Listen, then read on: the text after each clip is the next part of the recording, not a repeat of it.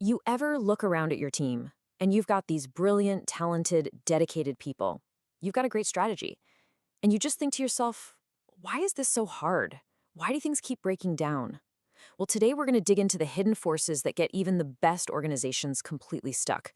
Because, the real problem is almost never what's written down on paper.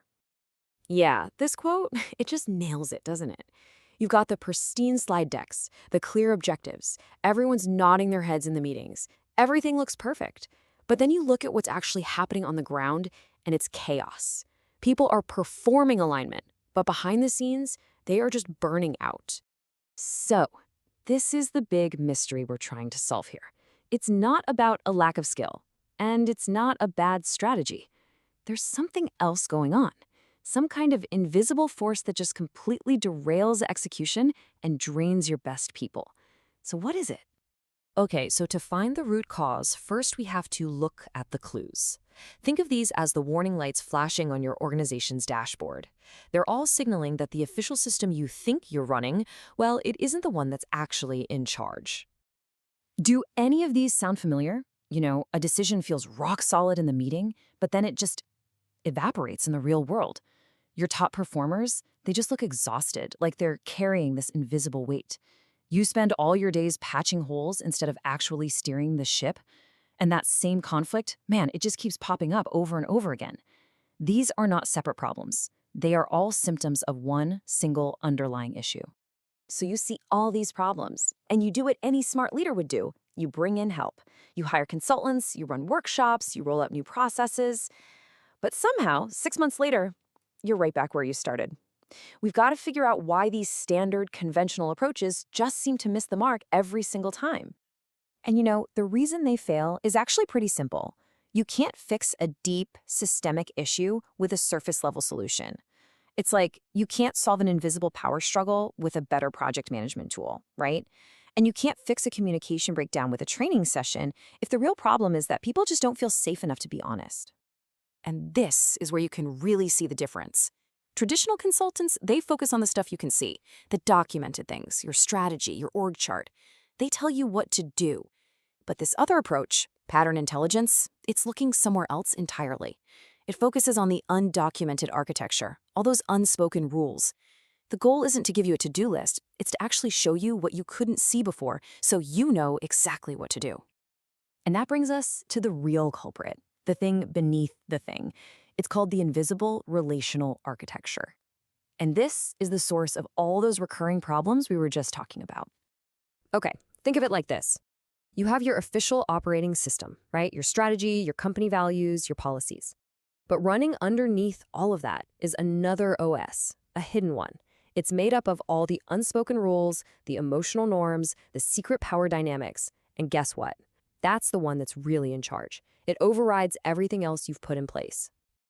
This invisible architecture, it's not about business models or process flows. It's about human dynamics.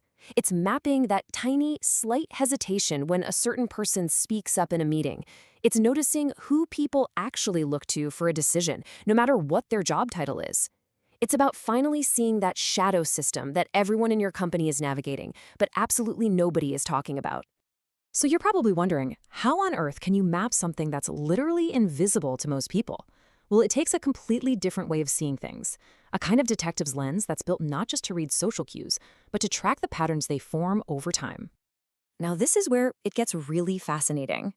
The founder behind this unique approach is autistic and has ADHD. And what some people might see as a challenge in a typical social setting, well, for this kind of work, it's a superpower. It is not a deficit. It is a highly specialized processing architecture, and it's perfectly suited for detecting these hidden systems. Okay, check this out. Here's how the difference works. A neurotypical brain is designed for efficiency. It reads social cues automatically and then just discards most of the data as noise. But the ADHD processing used for pattern intelligence is different. It consciously tracks all of that data, the microexpressions, the shifts in tone, the hesitations, and it connects all of these seemingly random dots over time to reveal the larger invisible pattern that everyone else is missing. All right, so this is the moment of truth. What actually happens when you apply this lens and you finally give a name to that invisible pattern? What does cracking the case really unlock for a company? Let's look at this CEO, for example. They were losing their best people left and right and just figured, well, we need to hire more. But the problem wasn't capacity, it was something invisible that was absolutely crushing their high performers. And here was the diagnosis. The pattern was that the system was unconsciously outsourcing its emotional chaos, the leader's reactivity, the lack of clear structure, onto its most capable people. They were carrying all this invisible labor, just trying to make a chaotic system feel stable. Once the CEO saw that, they could fix their own behavior instead of just throwing more bodies at the problem. Here's another one. Imagine a team where big strategic decisions were just constantly stalling, and nobody could figure out why. On paper, the team had all the authority they needed, but something was jamming the gears. Turns out the pattern was an informal power contradiction. Basically, someone who had no official title held all the real relational power, and the team was emotionally deferring to them. The org chart said one thing, but the invisible architecture said something completely different. Naming that pattern let them finally fix their decision-making process to reflect reality, not just the org chart. When you finally see these patterns, it creates this profound shift. It moves a leader, and really the whole organization, from this constant state of confusion and frustration to a place of real clarity and control. And the results? Oh, they are tangible.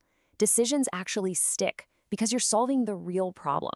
Your best people stop burning out because you finally lifted that invisible weight off their shoulders. Communication gets simpler, and you, as a leader, you get your brain back so you can actually lead instead of just playing whack-a-mole all day. This quote right here just says it all. This isn't some temporary fix or another framework you have to implement. It is a permanent shift in how you see. Once you learn to see your organization's invisible operating system, you can never go back to just looking at the surface.